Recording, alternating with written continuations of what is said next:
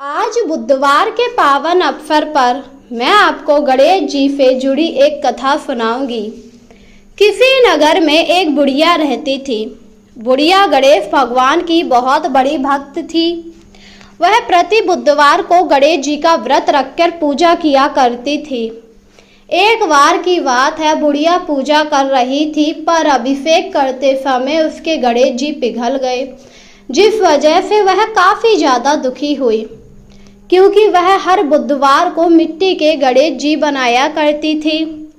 तभी उसने देखा नगर के सेठ के यहाँ चिनाई का काम चल रहा था, जिसे देखकर वह काफ़ी ज़्यादा खुश हुई और उसने अपने आप से कहा, मुझे मिस्त्री के पास जाकर सीमेंट के गणेश जी बनवा लेने चाहिए, जिससे फिर ये कभी नहीं पिघलेंगे।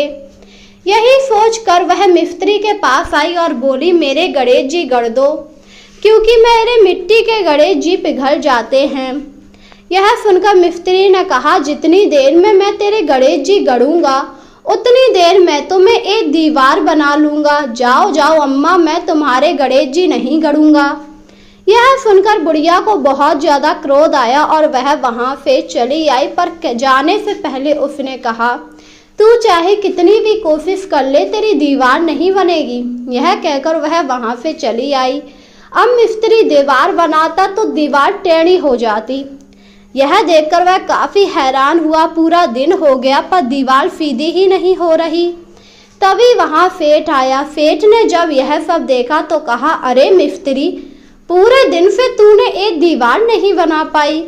तब मिस्त्री ने सारी बात बताई और कहा, एक बुढ़िया माई आई, उन्होंने गणेश जी बनाने के लिए कहा पर मैंने मना कर दिया, तो उन्होंने कहा तेरी दीवार टेढ़ी हो जाए, तब से ये दीवार सीधी ही नहीं हो रही। यह सुनकर सेठ को सारी बात समझ आ गई और उन्हें पता लग गया वह बुढ़िया कौन है, क्योंकि उस बुढ़िया का सभी लोग काफ़ी ज़्यादा सम्मान किया करते थे। और सेठ उसी बुढ़िया के घर आया और बोला, अरे अम्मा, ये तुमने क्या गजब कर दिया। यह सुनकर बुढ़िया हैरान हुई और बोली, मैंने क्या कर दिया। इस पर सेठ ने उन्हें सारी बात बताई और कहा, ये सब आपका ही किया हुआ है।